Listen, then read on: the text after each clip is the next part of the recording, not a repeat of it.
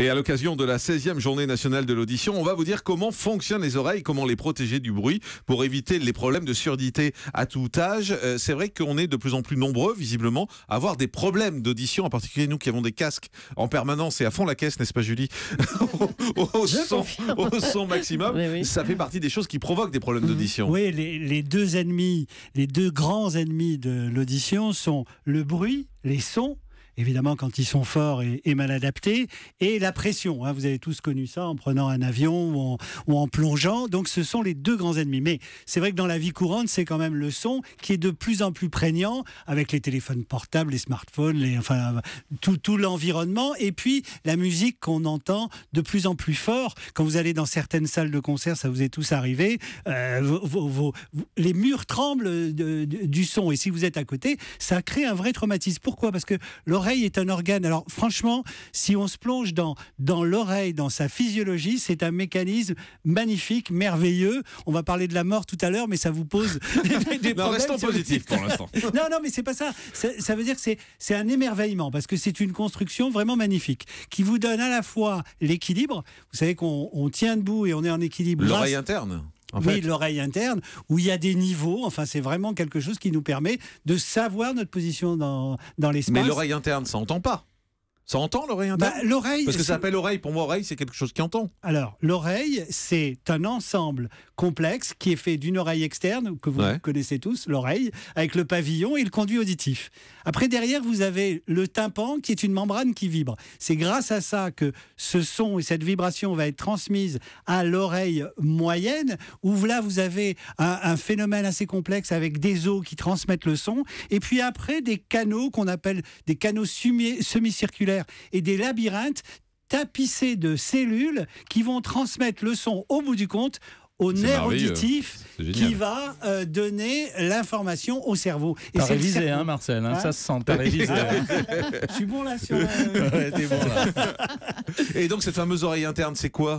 Donc cette oreille interne, c'est cet ensemble d'os, de canaux semi-circulaires, de labyrinthes et de cellules qui vont transmettre le son qui a été donné par l'extérieur. Et c'est cette oreille interne qui fait à la fois l'équilibre et l'audition. Mais en quoi ça fait notre équilibre ? Je comprends pas. L'équilibre, parce que vous avez un liquide avec des canaux qui sont dans les 3 dimensions de l'espace, et ça fait comme un niveau. C'est-à-dire que si vous êtes complètement la tête à l'envers, ça va donner l'information que vous êtes la tête à l'envers. Donc c'est franchement magnifique. Cela étant, c'est vivant. Ce sont des cellules comme toutes les autres cellules. Il y a des gens dans mon oreille ? Oui.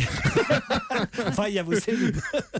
Et comme c'est vivant, ça peut être lésé, traumatisé. Alors évidemment, le traumatisme le plus fréquent, c'est le vieillissement, ce qu'on appelle la presbyacousie, c'est comme la presbytie mais pour l'oreille. La presbyacousie, c'est le vieillissement de l'oreille qui vous donne.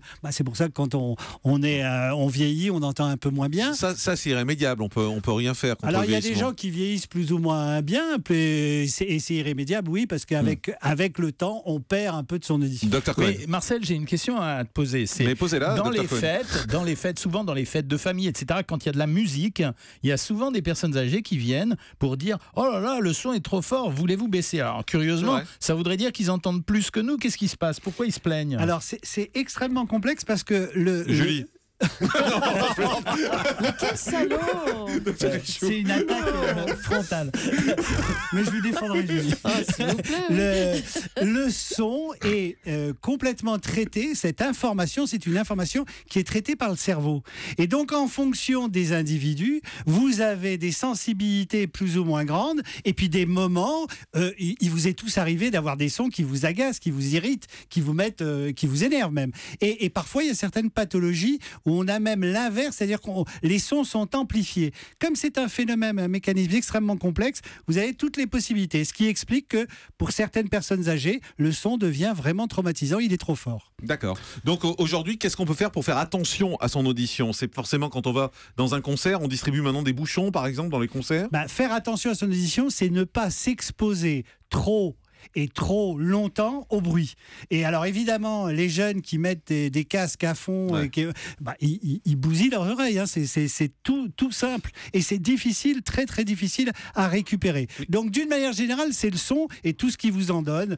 Et puis, Vous savez, c'est comme le goût. Quand vous salez trop les aliments, vous vous rendez plus compte après des subtilités. Pour le son, c'est pareil. Si vous vous habituez à écouter tout très fort, eh bien, vous allez habituer vos oreilles à avoir une nécessité d'un son assez augmenté, alors que si vous baissez un peu le son, vous allez vous adapter progressivement et il vaut mieux, d'ailleurs vous l'entendez même, y compris il y a certains milieux où on parle très fort, et il vaut mieux même pour les enfants parler plus tranquillement, moins fort. Est-ce qu'il y a des contrôles à faire de façon régulière? Parce que, alors moi par exemple l'audition, c'est un truc, je sais pas Julie, mais moi c'est un truc que je fais jamais, je fais jamais de contrôle d'audition. Il le faut quand vous faites la visite médicale mais ça du je la travail. fais jamais moi. Donc, vous y allez pas au travers. Ah bon, moi j'y vais, bon, de temps en temps. Et ils vous contrôlent l'audition? Oui.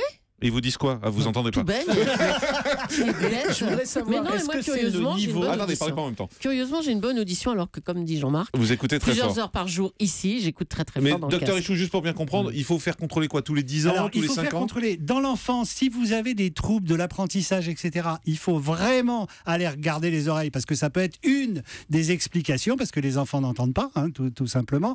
Et plus tard, évidemment, quand vous avez des troubles, il n'y a pas besoin de... Il n'y a pas de contrôle régulier. Il n'y a pas de contrôle régulier comme pour la vue. Sabrina Philippe. Oui, je réagissais justement en hochant la tête parce qu'on a un véritable problème. Il n'y a pas assez de contrôle de l'audition, notamment chez les plus petits.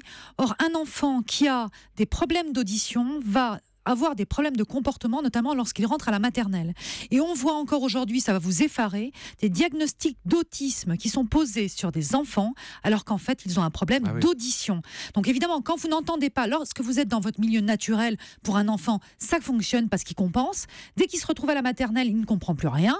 Donc il se retrouve finalement avec des comportements d'agressivité, il se renferme, il s'inhibe. Et finalement, on a encore des faux diagnostics qui sont posés tout simplement parce qu'on n'a pas vérifié l'audition. Docteur Cohen. Oui, moi je voulais chercher à savoir si c'était l'intensité du son qui posait un problème ou la nature des fréquences de son, c'est-à-dire aigu, semi-aigu, grave, etc. Alors, j'allais dire les deux, mon capitaine, c'est l'intensité, la nature et la durée d'exposition. Autrement dit, si vous exposez à un son extrêmement fort, une très courte durée, c'est supportable, mais vous avez tous vécu l'expérience de marteau-piqueur. Si vous restez trop longtemps, il y a un moment, c'est insupportable. Et ça détruit vos cellules. C'est ça. Donc qu'il faut bien les comprendre. basses, par exemple, c'est pas plus dangereux que les aigus. Dans les concerts, il y a beaucoup de basses. C'est pas plus dangereux que les aigus. Ça sera l'intensité et l'exposition, la durée d'exposition. Exactement. D'accord.